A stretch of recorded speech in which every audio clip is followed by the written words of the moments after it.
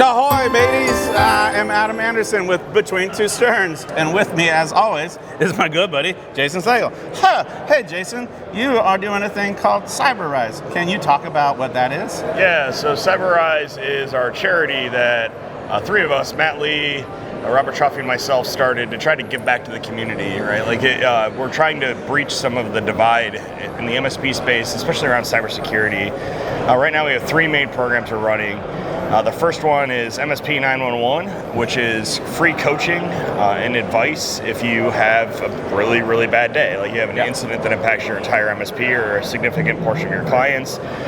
We can help you with some planning. We can help with making sure you have schedules for feeding people and stuff like that. Give some general advice because several of us have been through it, and maybe even provide bodies under the right circumstances to help remediate. That's cool. Second program, which you're well familiar with, because you're the program director, is the Hackening. I am? This was born out of Matt and I getting drunk one night and deciding we just wanted to try to hack some MSPs. It was really cool, and we learned a lot. And what we realized after talking about it was, what if we took college students that are about to graduate, gave them an MSP to pair up with, gave them some guidance and curriculum, and then just let them go to town. Awesome. And so they can get some real world experience. MSPs get some free or cheap pen tests. Everyone wins, right? It's beautiful. We don't win because we hold all the liability, but that's part of why we exist. But I signed a waiver. Yeah. Third one is framework maps. In framework maps, we're trying to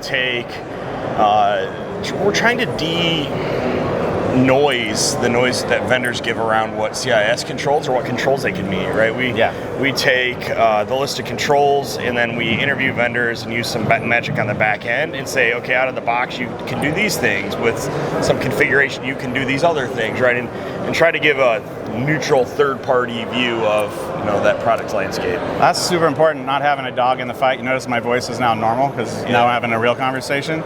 Yeah, being able to say, hey, this is how you think about it. With the 911, how, ballpark, many times did that phone ring? We have taken 30 some odd cases. We've taken 2 since we've spun out of CompTIA. So we just took case 50. We had some API testing, so we just took case 50, which I believe was about our 30th case. That's crazy. Yeah. I mean, honestly, think about the psychological safety and, which is the whole point, right? Yeah, it's really tough. They're having a really bad time, and you feel for them. We know of at least one that didn't make it. She closed up shop. And it's super sad to hear that. Well, on that note, let me ask you a funny question. Hey, you're helping students enter the industry. How do you convince them that cybersecurity is fun when the rest of us look like we haven't slept since 2017? I'll tell you, this lifestyle,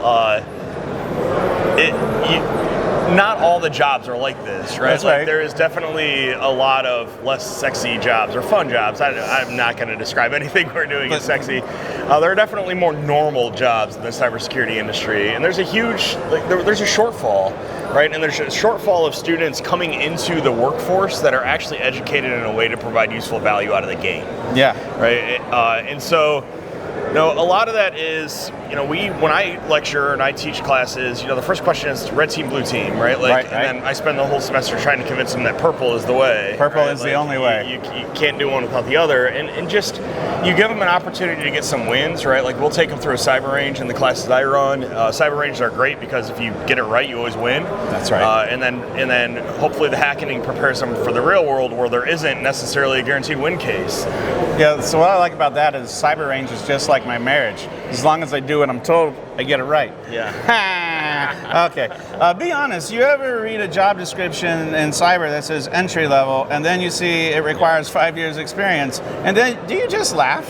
I do. Actually, I just guest lectured at UT and made that joke. It's a really terrible problem. Yep. Especially because in some instances, they're asking for 5 years of technologies that haven't existed for 5 years. That's right. So yes. it's actually, there is no one that meets that job qualification. And it's one of those things that maybe we could surmise that people hiring cyber people aren't necessarily the strongest hiring manager. We're kind of a misfit children situation here. That's so right. they're Maybe we're probably not the leaning, best people. They're probably leaning on HR a little too heavily to help write that job description. A little bit. All right, let's take a couple calls. Okay. Oh, it's Tina from Tampa. Hey, Jason. My intern clicked on a phishing link during training. Do we count that as hands-on experience? Your friend Tina. No. Okay, thanks. Oh, whoa. Looks like we got Mike from Milwaukee. We remember Mike. If cyber... Oh, no, this is Mike. Hold on. Hey, what's up, Jason? This is Mike from Milwaukee. If CyberRide trains future defenders, can we pre-order one for our help desk? That's actually not a bad question. Yeah, that's actually pretty dope, Mike from Milwaukee. So I don't know. That's not a thing we've talked about yet. No, I think that kind of leans towards how do we hire these people that we train? It is a thing that Matt has made some partnerships with some of the cybersecurity spaces in the area. But actually, now thinking about that, we should definitely talk about that in the future. Hey, well done, Mike from Milwaukee. Yeah. By the way, we're not using ChatGPT. We're using ChatGPT, so there's a lot of dude bro in here. All right, we're going to take a quick pause for our fake sponsor, and then you get to ask me a question, any question you want. So, hey, thanks to Patch and Pray University, educating tomorrow's cyber heroes if they can pass the Wi-Fi test. That's not our best one. All right. Okay. Hey, Jason, I'm an open book. Would you rather fight 1,000 dragon-sized geese? Dragon-sized, big dragon-sized geese. Or 1,000, one dragon-sized goose or 1,000 goose-sized dragons. Okay, I'm going to go with the big goose. Let me walk you through my thought process. Geese are birds, but they have hollow bones. Yeah. So if I can get in there and I can mess it up and I can work on it. Now, yes, I'm not saying either of these are easy questions. Don't you, in the comments, because I don't know where this is going to end up, and maybe there's comments.